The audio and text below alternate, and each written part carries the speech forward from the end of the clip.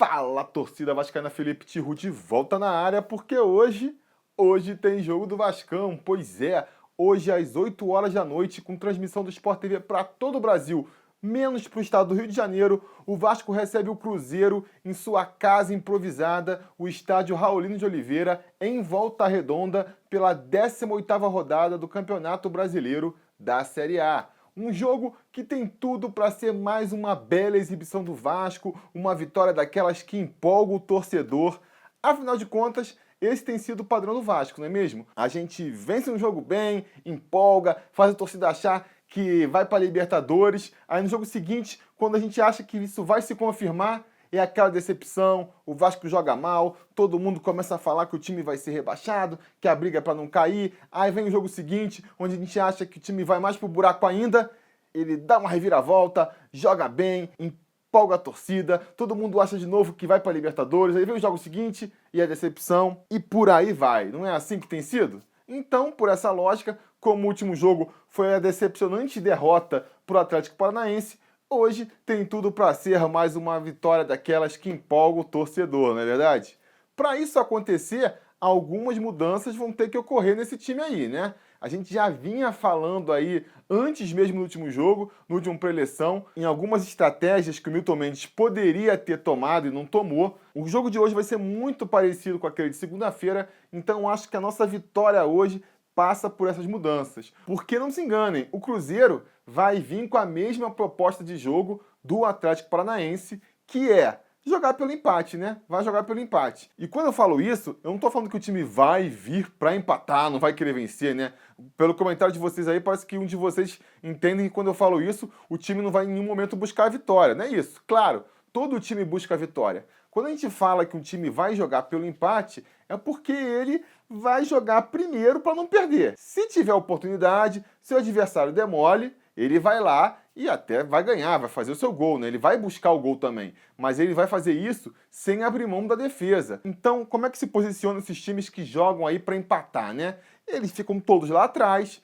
Quando recupera a bola, vai pro ataque, com certeza. Mas aí só sobe os meias ofensivos e os atacantes, às vezes os laterais ficam presos lá atrás, os volantes não sobem tanto. Se sobe um lateral, o outro já fica, sempre recompondo a defesa. Porque a preocupação deles é não serem pega de calças curtas lá atrás na defesa, entendeu? Então vai ter sempre uma defesinha ali posicionada para não ser pega de surpresa. Ao contrário de um time, às vezes, que está pressionado para vencer, então sobe com todo mundo, enche a área adversária de jogador, e aí acaba se descobrindo lá atrás, a defesa fica mais desguarnecida, e nessa pode encaixar um contra-ataque, pode na velocidade pegar o adversário de surpresa, não é mesmo? O time do Vasco, escalado aí com a molecada, é perfeito para essa situação.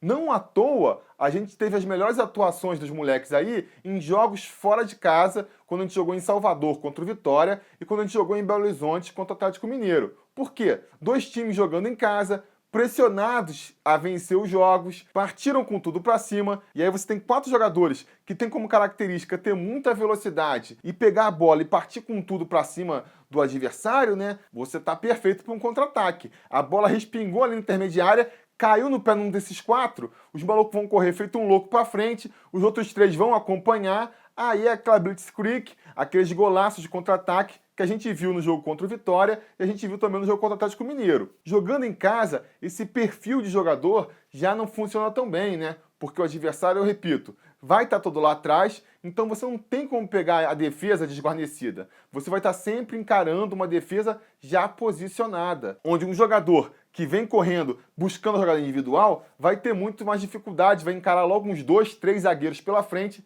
e muito dificilmente vai conseguir passar por eles. Então, fazer um quarteto ofensivo aí, com Guilherme, com Matheus Vital, com Paulinho, com Paulo Vitor, já não funciona tanto, porque são 4 jogadores com essas características. Trocar por um Manga da vida, por um Pikachu, também não funciona, porque eles têm características parecidas com essas. A solução é o quê? Botar um meio-campo que não seja tão veloz, mas que cadencie mais o jogo, que saiba distribuir a bola, jogar mais pelas laterais com cruzamentos, ter um homem de área que possa brigar com os zagueiros adversários e ter ali 1 ou 2 jogadores de velocidade e que saibam puxar um contra-ataque e que saibam jogar com velocidade, porque também é importante, claro. Isso posto, qual deve ser o time do Vasco para hoje? O time que eu escalaria aí, pelo menos, né? Martin Silva no gol, não tem muito como fugir. Gilberto na lateral direita. Na zaga, devemos ver repetida aí a dupla Rafael Marques e Jomar, já que Paulão, Breno e Anderson Martins ainda não estão em condições de jogo. E na lateral esquerda, Henrique deve assumir a posição aí com a contusão do Ramon, não é mesmo? No meio campo, Jean e Bruno Paulista vão formar a dupla de volantes. E na frente, eu acho que o Wagner volta para ser essa referência aí, esse jogador mais cadenciado no meio campo, né? Ele não vai dar tanta velocidade aí para o time, mas ele vai compensar isso distribuindo melhor o jogo, às vezes sendo o lançador de bola para esses outros meias mais velozes aí e que buscam mais a jogada individual, que na minha opinião deveriam ser o Paulinho e o Paulo Vitor. Eu faria a aposta nesses dois moleques, são os que mais se destacaram para mim, mas conhecendo aí a preferência do Milton Mendes, ele pode botar o Matheus no lugar desses dois, então seria, talvez o Milton Mendes escale Paulinho e Matheus. Eu escalaria Paulinho e Paulo Vitor, e na frente vai voltar um centroavante ali que fica mais enfiado dentro da área. Como o Luiz Fabiano ainda não está preparado, tem tudo para ser o Tales. O time do Cruzeiro, eu já falei aqui, aposto que vem com a mesma tática do Atlético Paranaense, mas vai ser muito mais perigoso porque tem peças ali individuais com mais técnica, né? A gente tem que ficar de olho especialmente no Thiago Neves aí, que é um jogador que se der espaço no meio campo ali, ele vai se criar. Então, o Jean e o Bruno Paulista têm que ter uma atenção especial com ele aí, não podem receber cartão logo no começo do jogo, que nem foi contra o Atlético Paranaense, e o Bruno Paulista, principalmente, tem que ficar mais ligado. Eu acho que, apesar da péssima atuação dele na última partida, ele tem que ser mantido sim. A gente não tem outro jogador que possa fazer a função dele ali de marcar e sair para o ataque, né? A gente tem uns jogadores mais experientes, como o Wellington, que podem até melhorar na marcação, mas vai matar a nossa saída de bola, ou jogadores mais novos que estão sendo aí preparados ainda, como o Andrei, o Consendei, mas que não sei se dá para garantir para assumir uma titularidade, né? Seria uma aposta, não dá para garantir que vai resolver o problema. Então, vale a pena insistir um pouco mais com o Paulista aí, né? Ver se ele consegue se encontrar no time do Vasco. Acho que ainda vale insistir com ele, mas hoje ele vai ter mais uma prova de fogo aí, que é segurar esse meio campo do Cruzeiro. Outro jogador que vai ter uma prova de fogo hoje também é o Henrique, que depois aí das últimas falhas da defesa contra o Atlético Paranaense e contra o Flamengo, caiu em desgraça total com a torcida. Eu acho que ele ainda pode dar a volta por cima, principalmente pelo apoio dele lá na frente. Eu acho que num jogo truncado, que a gente falou, com a defesa adversária bem postada, os cruzamentos na área são importantes. E ele, mal ou bem, é o único lateral aí do nosso elenco que vai na linha de fundo e acerta um cruzamento. O Ramon, ele não tem feito mais isso na volta dele. O Gilberto também não costuma ir na linha de fundo e fazer aquele cruzamento para dentro da área.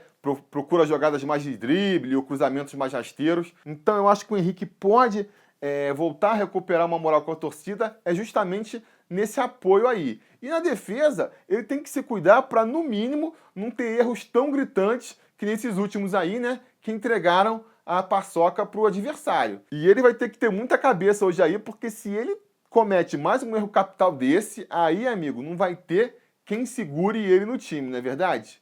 Mas, como eu já falei, estou confiante que pelo padrão de jogo que o Vasco tem assumido aí, né, pelo padrão de resultados, hoje é dia de sim, hoje é dia de ver o Vasco jogando bem, de ver o Vasco empolgando, de voltar no pós-jogo aí respondendo se a gente tem chance de ir para a Libertadores ou não. Então eu acho que o Henrique não vai comprometer na lateral esquerda, eu acho que o Bruno Paulista não vai entregar no meio, e eu acho que lá na frente o Wagner e o Tales vão fazer a diferença aí para o jogo passado e vão fazer o time chegar na vitória, uma vitória tranquila de 2-0. Gols de quem? Justamente do Wagner e do Tales. Essa é a minha aposta para hoje. Digam nos comentários então a expectativa de vocês para o jogo de hoje, esse clássico contra o Cruzeiro aí. Estão achando que vai ganhar? Estão achando que vai perder? Empate talvez? Jogo difícil? Deixem aí nos comentários. Não se esqueçam de também curtir o vídeo e assinar também o canal, caso ainda não tenham assinado. Ligar a notificação, ligar o sininho ali também é sempre importante para não perder nenhum vídeo. E ficar ligado